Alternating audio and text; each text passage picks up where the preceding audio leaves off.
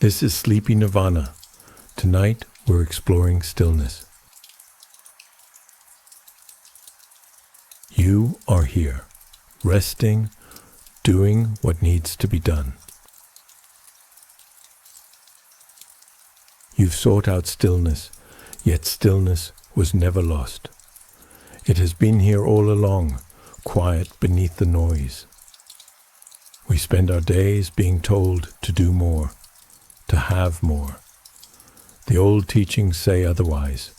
You are already enough. What follows isn't a lesson. Your body knows stillness.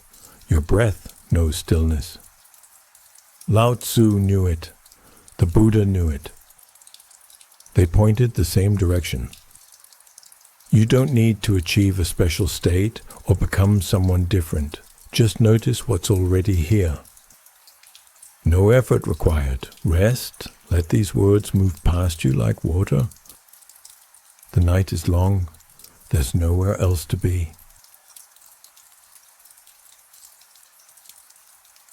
Let us begin where all things begin. People often mistake stillness for not moving, not speaking or thinking, but that misses it. Stillness is a presence. You can feel it. You can recognize it.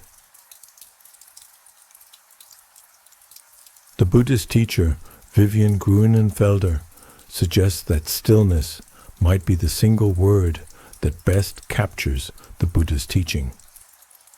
One word for the Four Noble Truths and the heart of compassion. Rest in stillness long enough, and you'll understand why she says this. Movement rises from stillness and falls back into it. The ocean floor stays undisturbed while waves move on the surface. The sky holds all weather, yet is never stained by clouds. Stagnation is dead water. Stillness is alive. Even in your busiest moments, in your most agitated states, stillness was present, waiting to be noticed. We don't create stillness, we uncover it. Whatever stillness already lives in your body, notice it now. The weight of your limbs against the surface beneath you, the pause between breaths. Ancient teachings speak of three doorways: body, speech, and mind. We meet the world through each of them. The three stillnesses address each doorway. Stillness of body, a settling, unnecessary tension releasing, the body finding its natural rest. Stillness of speech, the quieting of the impulse to comment, to fill space with words. The voice in the head grows softer. Stillness of mind. Thoughts arise and dissolve the way morning mist burns off in sunlight. You don't stop them. You don't chase them. When all three stillnesses align, teachers describe a presence that transcends the ordinary accumulation of karma. Something shifts. None of this can be forced. Think of a jar of muddy water. Shake it and the water stays cloudy. Set it down, leave it undisturbed, and the sediment settles on its own. The water clears. You are the jar of water. In our waking state, we're processing and planning. This activity creates background noise. When this activity settles, what remains is clarity. Stillness is the doorway. What lies beyond cannot be captured in words. Trying to go through the gateway keeps it closed. Resting in stillness allows the gateway to open on its own.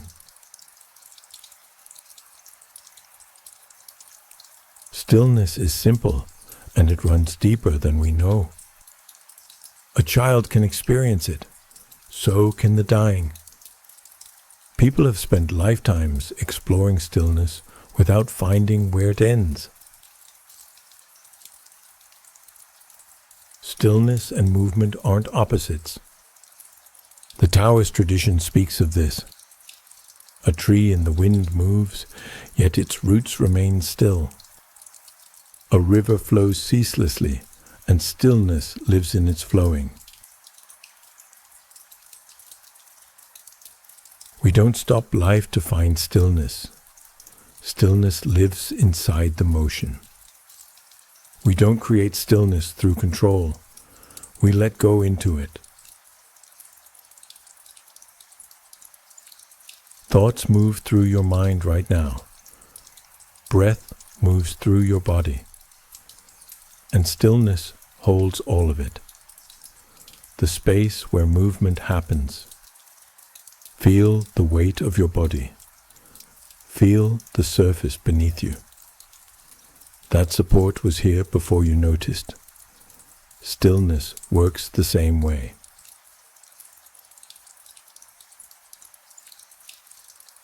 Cultures across the world, knowing nothing of each other, found the same truth. 2,500 years ago, in northern India, a young man sat beneath a Bodhi tree. He resolved not to move until he understood suffering. What he found in that stillness changed everything that followed. Siddhartha Gautama, the Buddha, didn't find stillness by escaping life. He stayed present with it. Fear came, desire came, doubt and memory and hope. He let it all be.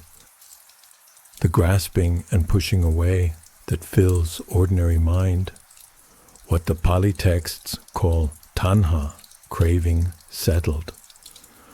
What remained was clear, awake, at peace. The Buddha's enlightenment was recognition. He saw what had been true all along, hidden by mental noise. The texts call this nibbana, a blowing out like a flame that has used up its fuel. Craving and aversion burn themselves out. Teachers say, stillness captures his whole teaching. Stop reaching for what isn't here. The Buddha taught that meditation has two wings. In Pali, samatha means tranquility. Vipassana means insight. Calm allows clear seeing. Seeing deepens the calm. The image of the Buddha sitting became iconic for good reason. Awakening comes when striving stops and settling begins. What the Buddha found belongs to no special class. Monks don't own it. Mystics don't guard it. Anyone who sits down and stays can find it.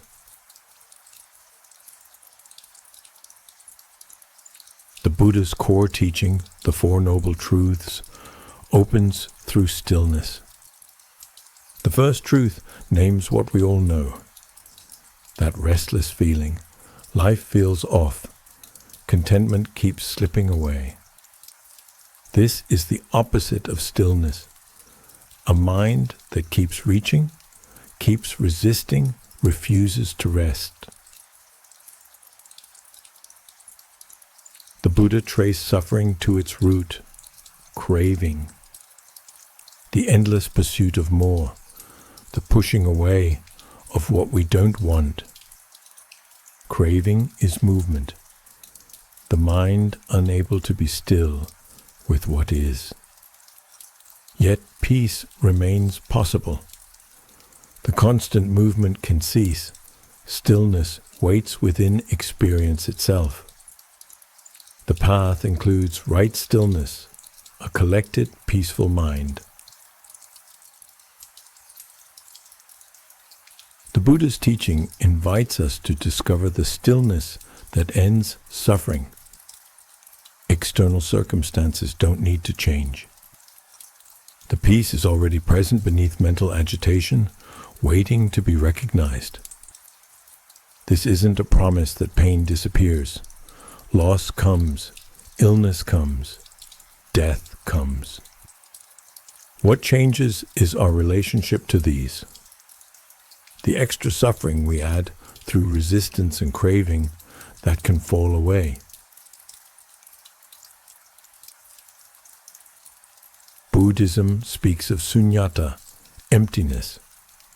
All phenomena lack inherent, independent existence.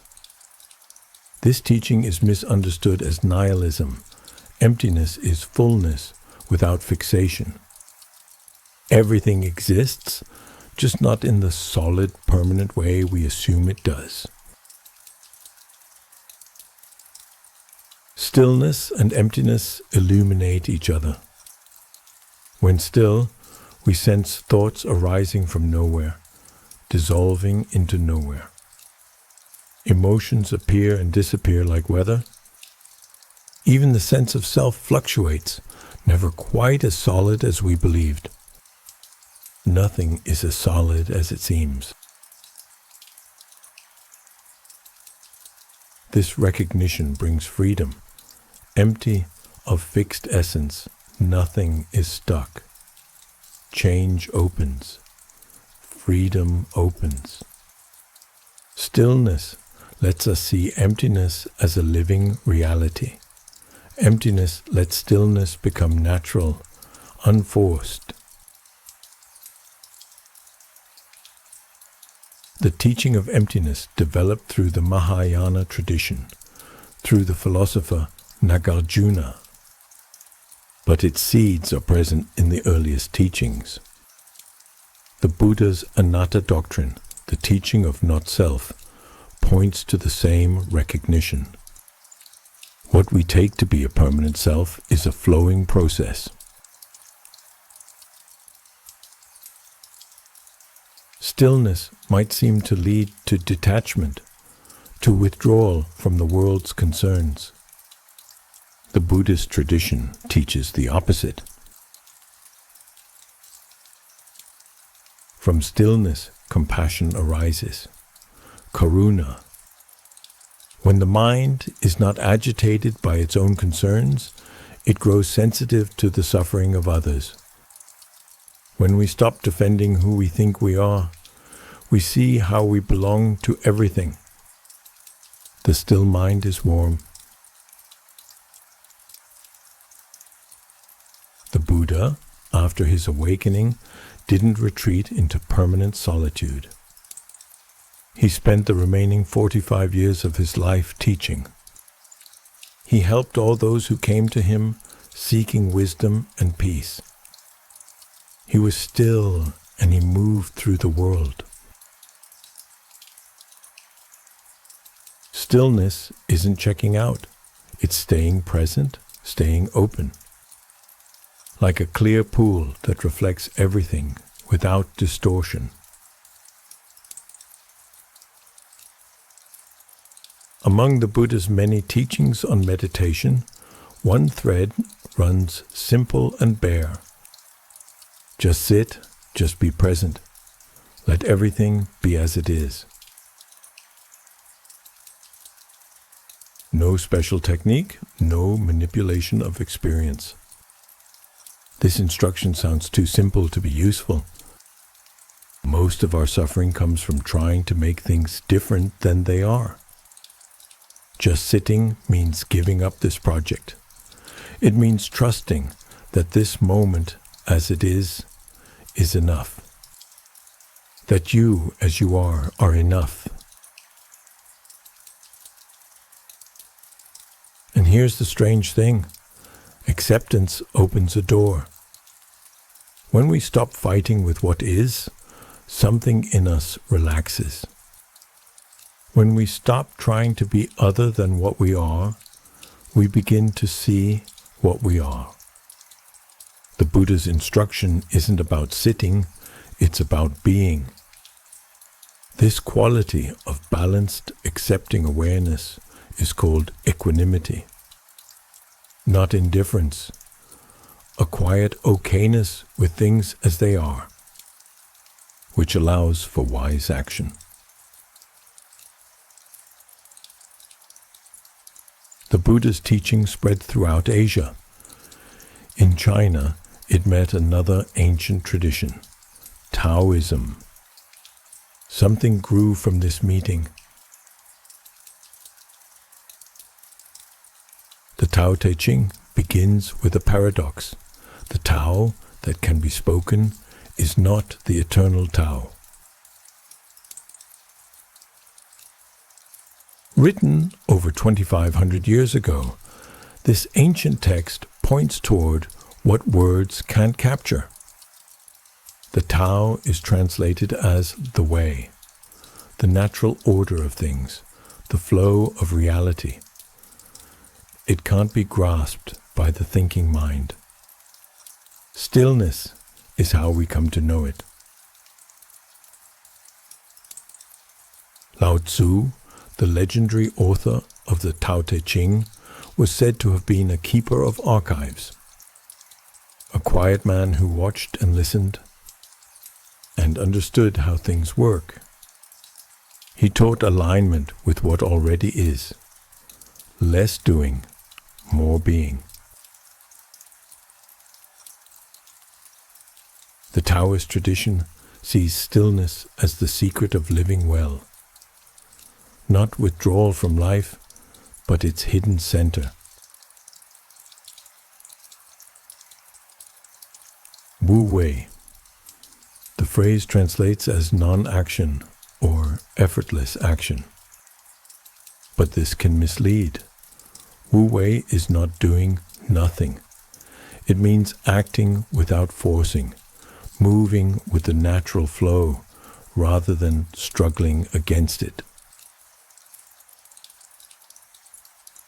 Water flowing downhill. Water does not try to flow, it flows. Obstacles appear and water moves around them, finding the path of least resistance. Yet, over time, it carves canyons. Wu Wei arrives the moment we release our grip on how things should be. The master craftsman who has practiced so long that skill flows without thought. The musician whose playing seems to happen by itself. The parent who knows what a child needs without having to figure it out. Wu Wei. When we're still inside, we do what needs to be done. No excess effort, no wasted motion.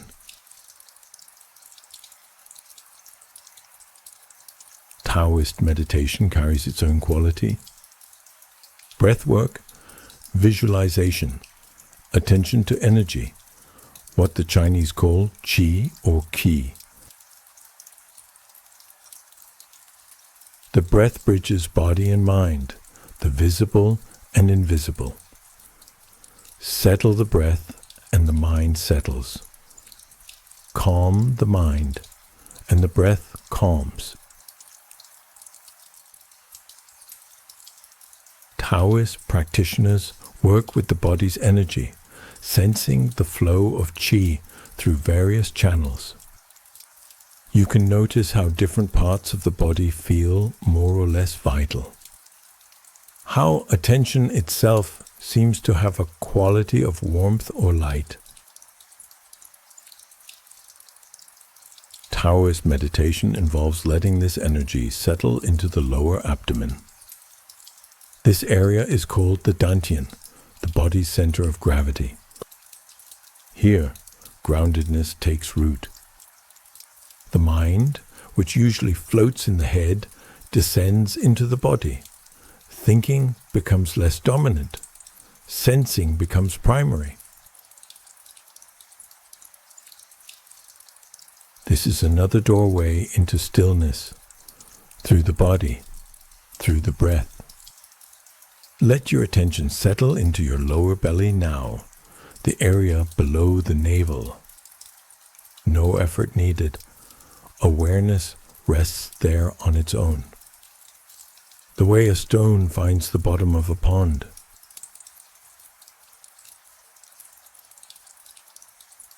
Taoist teaching draws from nature for its wisdom. Mountains and rivers, trees and clouds, all become teachers of stillness. The mountain sits, weather passes over it, seasons change around it, centuries come and go, the mountain remains. And still life covers its slopes, birds circle its peaks, streams run down its sides. The river never stops moving, and yet something about it never changes.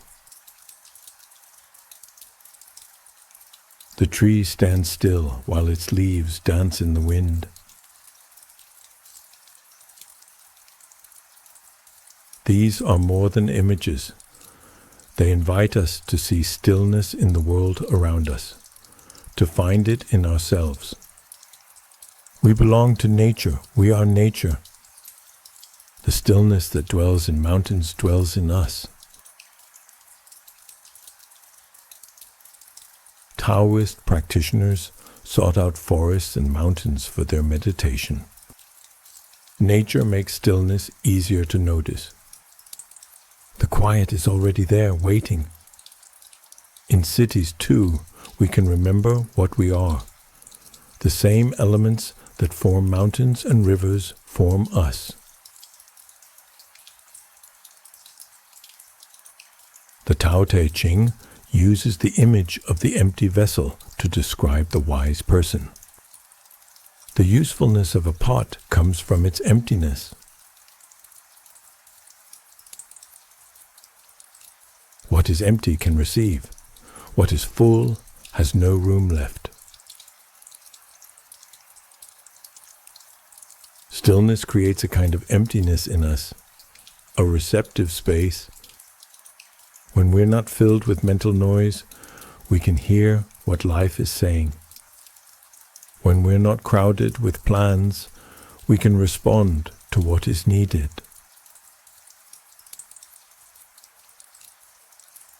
When Buddhism traveled from India to China, it met Taoism. A new tradition grew from this meeting. Zen. In the 6th century, a monk named Bodhidharma traveled from India to China. Legend says he sat facing a wall for 9 years in meditation. Whether this is literal or not, the image captures Zen, sitting, being present. Nothing extra. Bodhidharma is considered the first patriarch of Zen, Chan in Chinese. He brought a form of Buddhism that valued experience over scholarly study.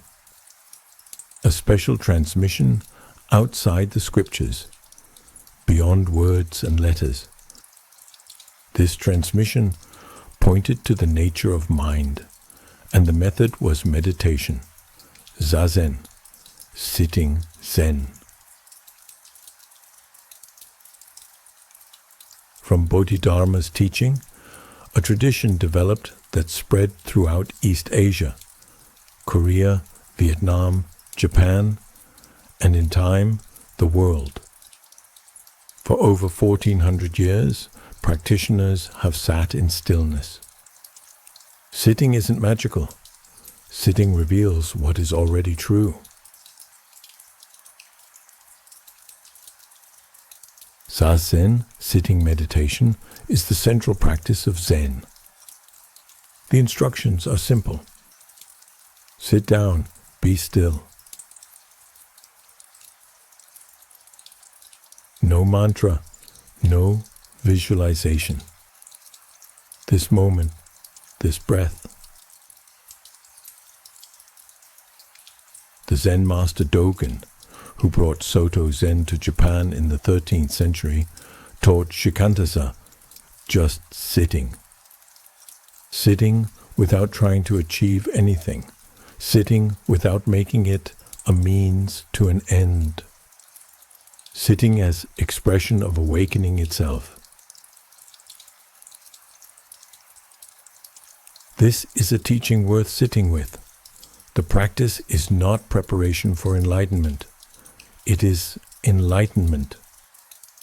When we sit in stillness, we're already expressing our true nature. Nothing to add, nothing to remove. The challenge is to trust this. Zazen isn't about having special experiences. You're just present to ordinary experience. The sound of rain, the sensation of breathing, thoughts arise and pass away. Nothing special, yet precious.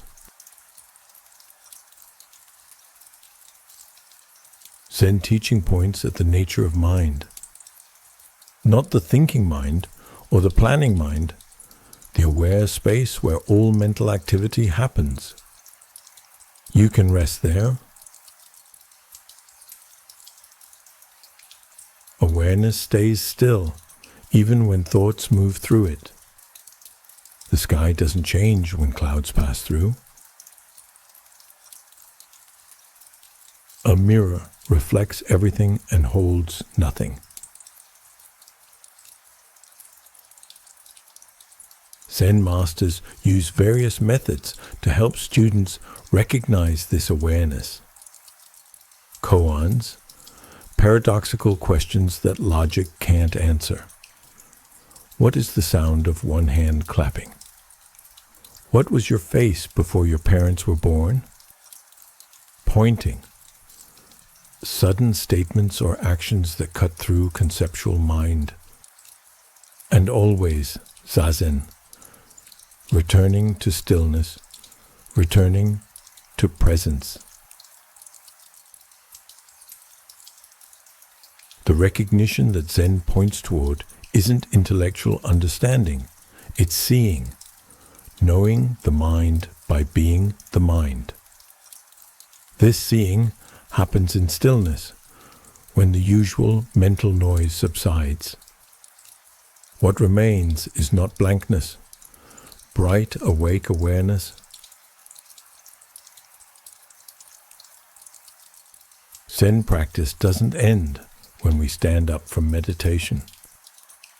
The stillness you find in Zazen can move with you through your day. Before enlightenment, chop wood, carry water. After enlightenment, chop wood, carry water. This saying points to how Zen joins practice and daily activity. The monk in the monastery practices stillness while cooking, while cleaning, while walking. Ordinary tasks become presence itself. Zen isn't solemn or serious. There's a tradition of humor and playfulness. Stillness has room in it. It allows for spontaneity and joy. Without mental commentary, we respond to each moment as it arrives. Without a fixed self-image to protect, we bend like bamboo. Zen stillness is immersion in life. Zen practice reshapes how we meet the world. not a pleasant feeling that fades by morning, a different way of seeing. The world looks the same. We see it differently. The change happens so slowly, you might miss it. A gradual softening, like ice, remembering it, was once water. The grip of self-concern loosens. The boundary between self and world grows thin. Suffering still comes. We meet it differently now, less tangled in every passing thought, every fleeting emotion. Space opens around experience. This is what stillness practice yields, freedom while living. The Zen tradition has preserved and transmitted this possibility for 14 centuries. It remains available to anyone willing to sit down and be still.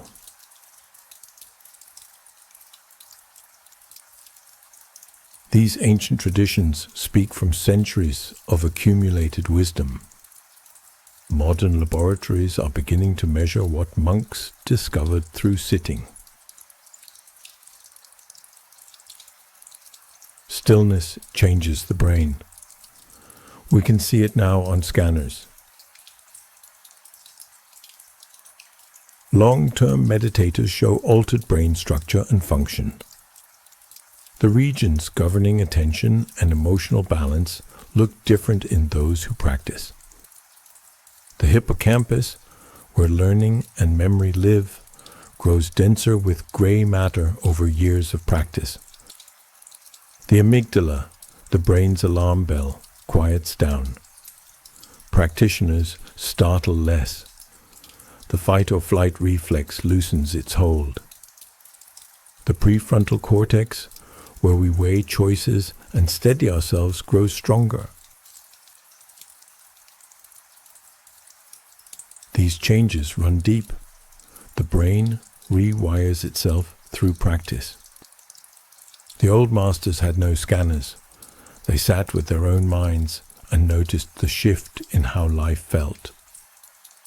The instruments have arrived to confirm what the cushion already taught. The science of meditation is still developing.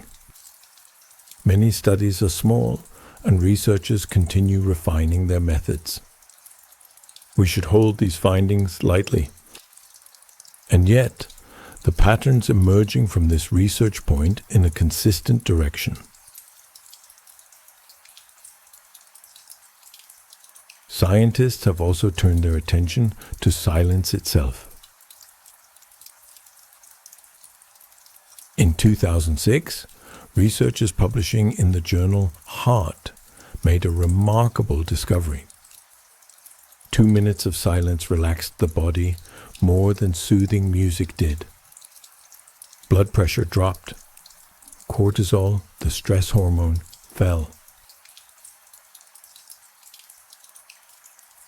Consider how rare silence has become. Traffic and devices, the hum of civilization pressing against us. Our nervous systems carry this weight without rest. Silence lets the body settle back to where it began. The brain doesn't go quiet during silence. It shifts into what neuroscientists call default mode. The mind wanders inward, sorting memories and making unexpected connections. Silence holds its own kind of fullness. A 2013 study found that 2 hours of daily silence encouraged new cells to grow in the hippocampus, where memory and learning take root. In quiet, the brain completes work that noise keeps interrupting. Research has also traced how stillness touches our emotional lives. A 2014 review in JAMA Internal Medicine gathered 47 studies with over 3,500 participants. Mindfulness meditation showed real improvement in anxiety and depression. It helped with pain. Those who meditate report less stress. They describe a new relationship with their emotions. Feelings arise, but no longer sweep them away. Difficulty comes, and they bend without breaking. Beginners notice changes within weeks, a settling, a steadiness that wasn't there before. With months and years, these shifts deepen.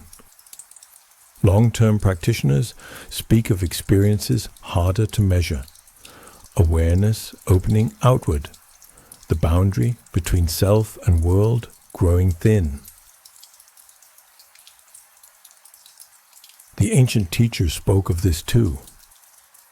The measured effects are modest. Not everyone responds the same way. Stillness won't cure everything, but for many, it offers something real. Stillness touches more than the mind. It moves through the whole body. Studies have found that meditation lowers blood pressure and slows the heart. In 2012, researchers published findings in Circulation. The study showed that meditators faced lower risk of heart attack and stroke. Meditation quiets inflammation, that slow fire behind so many chronic illnesses. It even shapes how our genes express themselves, changing what the body builds from the same instructions. Sleep deepens with regular practice. Chronic pain becomes easier to bear. The pain itself may remain, but you hold it differently. The relaxation response is the opposite of stress. When we live in chronic tension, the body stays braced for danger. Stillness invites the parasympathetic nervous system to take over. Then digestion eases. The immune system grows stronger. Wounds close faster. When the body rests, it remembers how to heal itself. Researchers now speak of stillness as medicine. Mindfulness-based stress reduction was developed by John Kabat-Zinn at the University of Massachusetts Medical Center. This groundbreaking program is now offered in hospitals across the world. The UK's National Institute for Health recognizes the power of this practice. They recommend mindfulness therapy to prevent depression from returning. Stillness carries no side effects. It costs nothing. You can practice it anywhere for the rest of your life. Medical treatment remains necessary when illness demands it. Stillness works alongside other healing, not in place of it. The ancient contemplatives were practicing medicine before anyone called it that. They knew what we are rediscovering now. A still mind and a healthy body have always been one thing. Knowing why stillness works has its place, but you can only know stillness by sitting in it. Of all the doorways into stillness, breath opens most easily. We are always breathing. The anchor is always there. breathing moves between what we choose and what happens on its own. We can control it or we can let it go. This makes it a bridge between will and surrender. When you pay attention to breath, the mind begins to settle. You don't have to change anything. The breath slows and deepens when we observe it. As the breath settles, the body settles. As the body settles, the mind settles. A relationship to be discovered, not a technique to be mastered. The breath has been breathing us our entire lives. We are only now turning toward it. There's no right way to breathe in stillness practice. Whatever the breath is doing is the right thing. Our only task is to notice. Notice your breath right now, the rise of the inhale, the fall of the exhale, and the pause between when nothing needs to happen.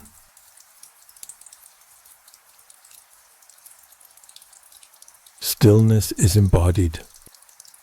The body is where stillness lives. We forget the body. We live in our heads, treating this flesh as a vehicle for the brain. Stillness practice invites us back into the body. Body scan practices move attention through different regions: warmth, coolness, pressure, tingling. We notice sensation without trying to change it. Attention brings awareness where there was absence. The body responds to attention by releasing held tension. Muscles we didn't know we were clenching begin to soften. The body relaxes when it's seen. This settling of the body supports the settling of the mind. We cannot think our way to stillness, but we can feel our way there. Let your attention move through your body now, the feet and legs, the pelvis and belly, the chest and hands, the arms and shoulders, the neck and face. The whole body resting here, held by the surface beneath you.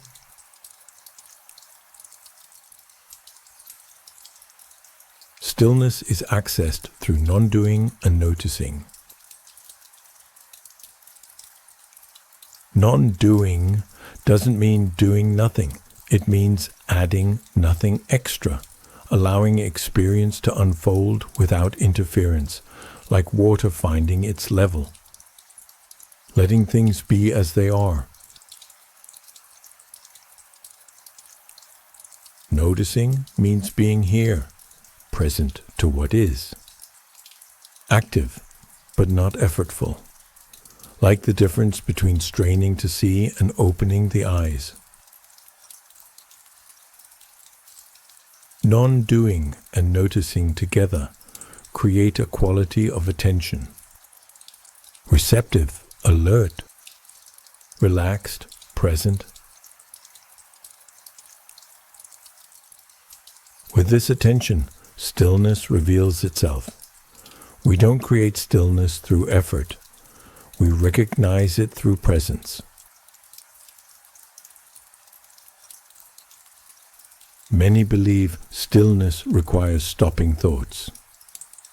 It doesn't, and you couldn't if you tried. The mind thinks. That's its nature. Stillness changes your relationship to thoughts. We're used to being identified with our thoughts.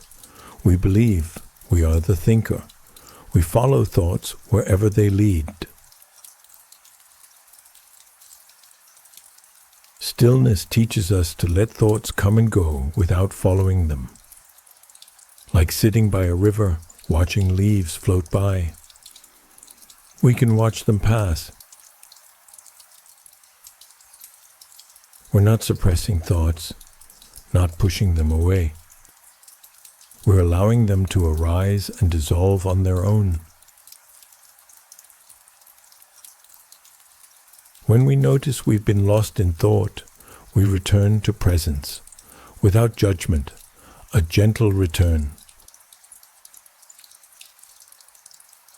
The returning itself is the practice.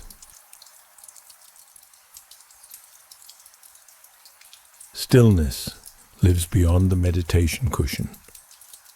It can be found in walking, in movement, in daily life. Walking meditation appears in many traditions. Slow, deliberate walking with attention to each step. The lifting, the placing, the sensations of contact with the ground. Stillness and movement aren't opposites.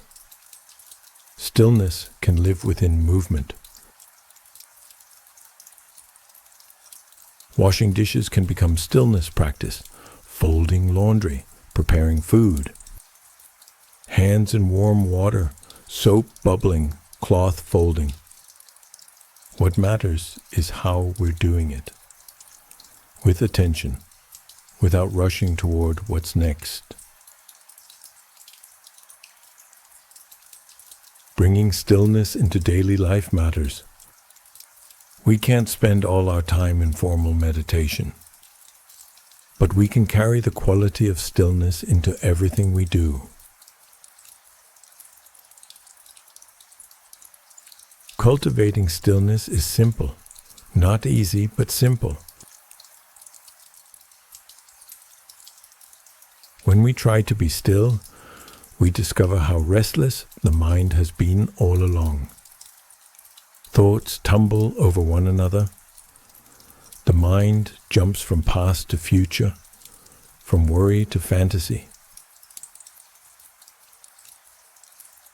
This can be discouraging. We feel we're failing at stillness. But this recognition is a success. We're seeing what the mind has been doing all along. We were too busy to notice before. The restlessness isn't created by stillness practice. It's revealed by it. And what is seen can be healed. Notice when the mind has wandered. Return without judgment or frustration. A kind return, again and again. Every return is waking up just a little. The restless mind is a frightened child asking to be soothed. With patience and kindness, it settles. Sitting still can reveal physical discomfort we usually avoid through movement. Aches and tensions, restlessness in the body. The impulse to move, to adjust, to escape. Stillness practice invites us to stay with discomfort, not as punishment, but as inquiry. Much of our discomfort is amplified by our resistance to it. When we stop fighting and feel, the sensation changes. It softens. It moves. Sometimes it remains, and we find we can hold it differently.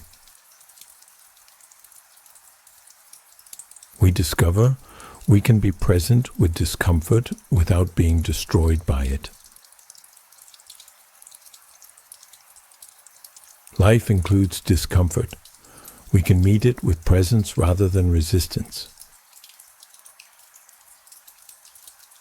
Attend to pain that needs attending. Stillness isn't about ignoring the body, but unfamiliar sensation often masquerades as discomfort. Stay with it kindly, and it softens. Then there's drowsiness, the mind becoming dull, foggy, heavy with sleep. It arrives when we're tired or when practice grows familiar. Without its usual stimulation, the mind shuts down. In waking practice, this isn't stillness, it's absence. Stillness stays alert, awake within the quiet. Meet drowsiness with gentle curiosity. Looking at it can lift it. Or try something simple. Open your eyes, straighten your spine, breathe more deeply. If drowsiness persists, the body may be asking for rest. Honor that. Sleep is its own stillness. If you're listening now, as you drift toward sleep, drowsiness becomes your companion. Welcome it. Expectations obstruct stillness. We carry images of what should happen. Peace, bliss, insight. When they don't arrive, disappointment does. Expectations pull attention from now into an imagined future. They are their own agitation. Be present with what is. Judgment creates similar trouble, weighing each session as good or bad. That was a good sit, I was focused. That was a bad sit, I couldn't stop thinking.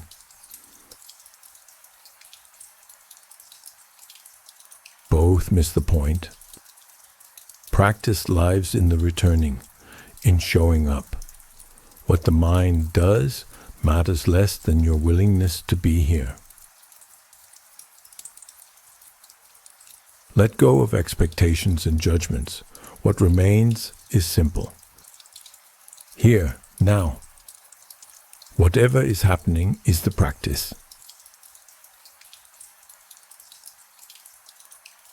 When we meet the challenges of practice with patience and kindness, they become doorways. As stillness grows familiar, it begins to reveal its gifts. Stillness offers a peace that doesn't depend on what's happening around you.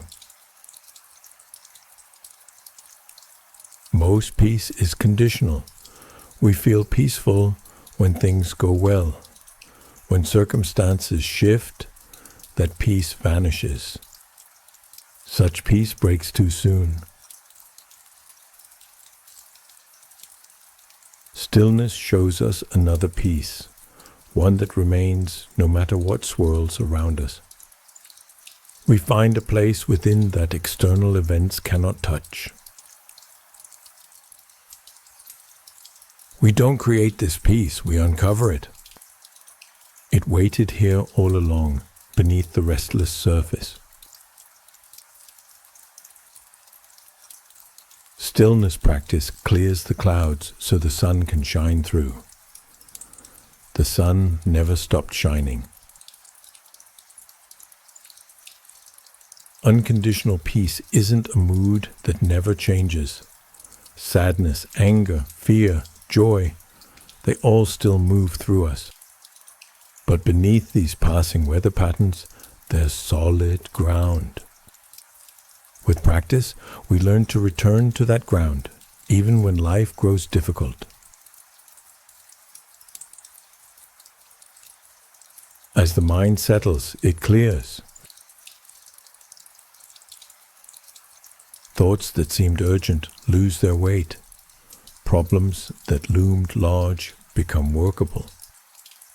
What matters rises, what doesn't fades. A clear mind is a simple mind. Unburdened by excess thought, it perceives without obstruction. We see situations as they are. Decisions grow easier. We can tell what's true from what we've only believed. And we come to know ourselves. In stillness, we see our patterns, our habits, our conditioning.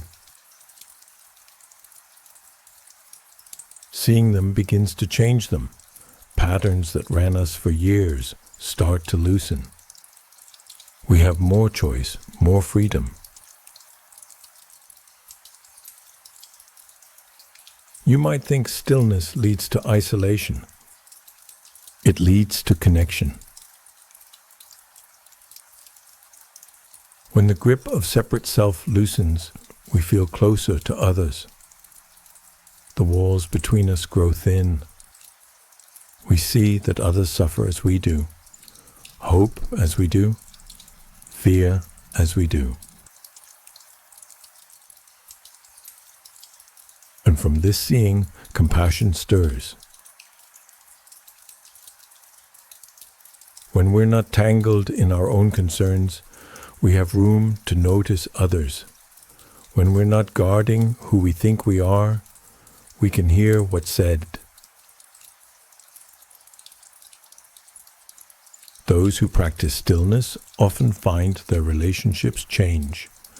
They listen longer, react less. The quiet we touch in stillness colors how we meet others. We defend less, soften more. And in that softening, people draw near. What stillness offers is the here, the now. Being where you are, when you are. Most of our hours slip past while we're elsewhere, replaying yesterday, rehearsing tomorrow, dreaming of somewhere else. The life happening now goes unwitnessed. Stillness trains us to come back. Over and over, we notice we've wandered, and we return. And in returning, we find this moment holds everything we need. The taste of food, sunlight warming skin, rain on the roof. A face you love, the breath moving through you, the fact of being here at all. These are not minor blessings. Stillness clears the mind's busy haze, and what was always here becomes visible. Your life already underway, already whole. None of this belongs to monks alone or to those who sit for hours. It waits for anyone willing to pause. Sitting in meditation has its place, but stillness can be woven through ordinary hours too. Stillness hides in the cracks of the day. In pauses, no one notices. One breath taken with attention. That's enough to touch presence again. Standing in line, waiting for coffee. These become openings instead of obstacles. A red light, a chance to breathe, to be here. The pause between one thing and the next opens like a door. These moments seem small, but they gather, and slowly the whole day starts to feel different. We move with less hurry, less grasping. The day fills with these quiet arrivals, and over time they come more often. Stillness stops being something we do on a cushion. It spreads into the rest of life. We cannot sit in meditation all day, but we can carry its quietness into cooking, walking, working.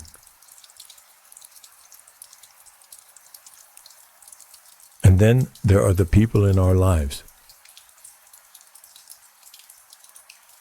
To listen with full attention is its own kind of stillness. Not rehearsing what we'll say next, not weighing or measuring their words. Most people have never been listened to this way. When they are, something in them relaxes. No method changes a relationship like this, just presence. And when conversations grow difficult, stillness serves us here too. Conflict rises. We feel the pull to react. But we can pause first. Not every impulse needs to be followed. There is room between what happens and how we answer. Wisdom lives in that room. Stillness is not passivity. It is being awake enough to respond with care. That response might be soft, or it might have teeth. Either way, it comes from presence. We spend so many hours at work. Why not practice there? This has nothing to do with slowing down or getting less done. It means being where your hands are. One thing at a time. Finishing before beginning again. Here, not somewhere else in the mind. Work done this way tends to be better. Fewer mistakes, clearer seeing. Problems untangle themselves. The same stillness reaches into our working hours. A breath between tasks. A moment of quiet before the next demand. Tension rises, and stillness meets it there. Work shifts from endurance to presence. The hours pass differently. The same desk, the same tasks, yet something has changed. Hard work remains hard, but presence makes room for it. Difficulty belongs to life. No path avoids it. Stillness doesn't shield us from hardship. It changes how hardship finds us. When crisis arrives, presence is already there, waiting. Pain doesn't need our panic added to it. Hardship doesn't need our despair. We meet what comes with whatever presence we have. The hardship remains, but it becomes bearable, and we discover strength we didn't know was ours. Stillness builds something in us, a quiet resilience. Each time we stay present with discomfort, we grow, and that growth carries into life's larger storms. A restless mind, an aching body. We've stayed present with these. When greater hardship comes, that capacity is there. This has nothing to do with suppressing what we feel. Presence holds everything, the full truth of what's happening. The difficulty, the pain, the fear, and the stillness that holds all of it. Going deeper into stillness, we begin to sense something beyond the personal self. A stillness that was never ours alone. As practice deepens, stillness loses its personal quality. It doesn't belong to us. We belong to it. The stillness found in meditation exists everywhere. In the silence between sounds, the space between thoughts, the pause between breaths. This stillness was never made. It was never owned. It lies beneath everything you have ever known. When you see this, something loosens. That feeling of being a separate person, striving towards stillness, begins to soften. You are not doing stillness. Stillness is living through you. There is relief in knowing this. You can set down the weight of becoming better. You are not working towards stillness. You are remembering what you have always been.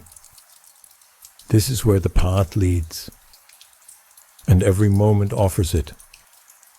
This one too. You are still. You have always been still. Rest in that. This is not a belief. It is something you can taste for yourself. The line between you and the world grows thin in stillness. The Buddhist teaching of emptiness points to this same truth. Emptiness is not nothingness. It is openness, room for everything. All things arise from conditions and pass away.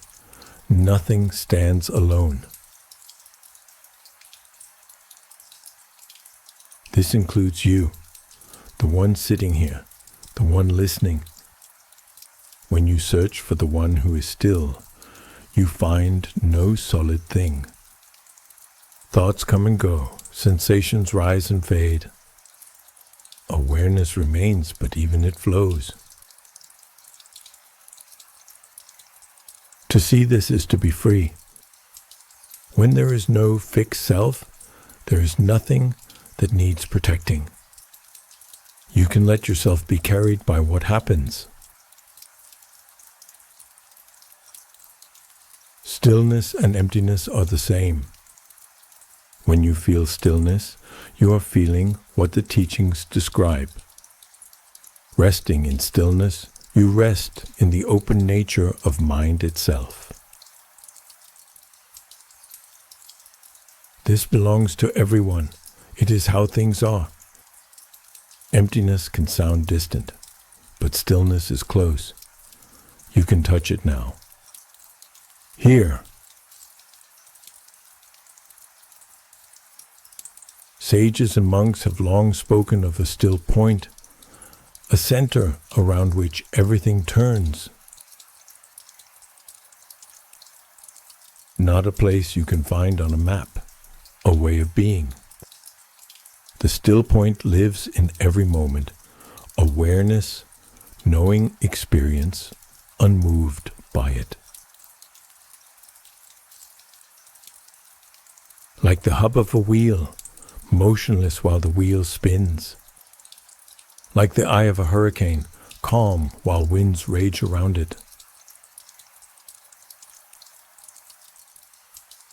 You don't have to create this still point. You recognize it. It's here, at the center of every experience. Resting in the still point, you're at the center of life's movement. From here, you can engage with life peacefully. The still point isn't hiding from life. It's where life is lived from.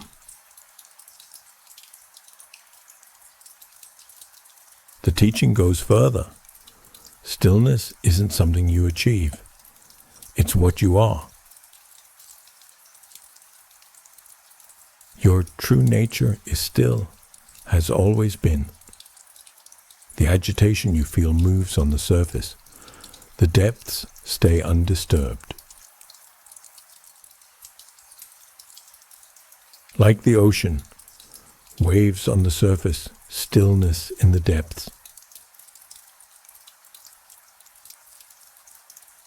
You've been searching for what you already are. The effort to become still was never needed.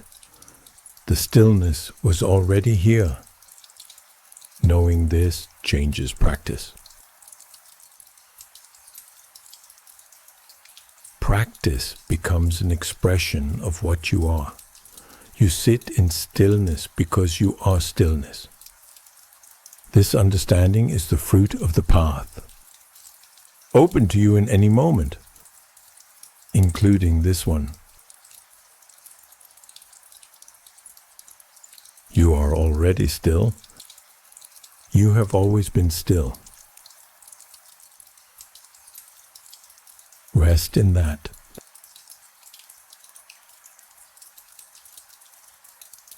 Now, let us rest in the simplicity of stillness itself. Tonight we sat with old teachings and what science now confirms. The Buddha's silence, Lao Tzu's water, the Zen master's ordinary mind, brain scans and breakfast dishes, monks and morning commutes. Each one circling the same quiet center. Stillness was never something to achieve. It was here before you looked. Here, where you are. Now, this breath. For the tired, the restless, the doubting. For you, just as you are tonight, in this very moment. The world says more, faster, better. But the old teachers knew different.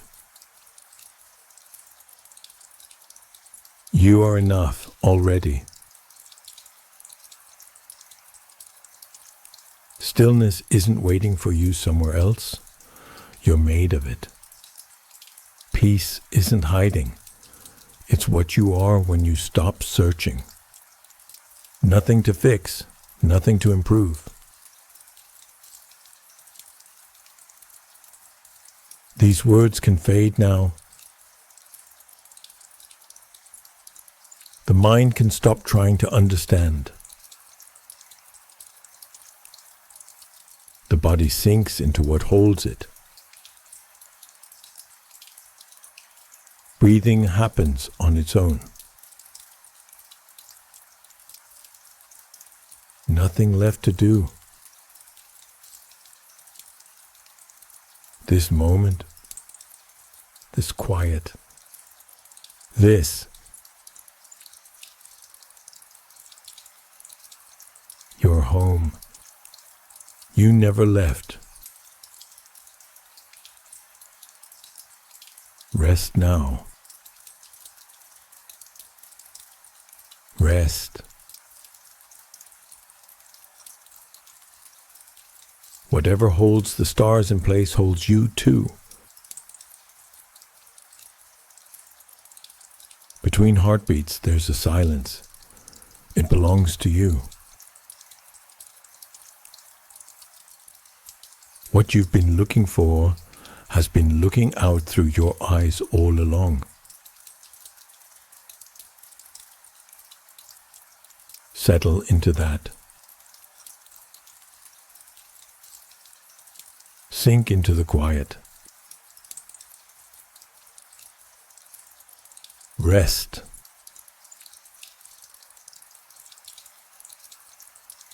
Until next time, from SleepyNirvana.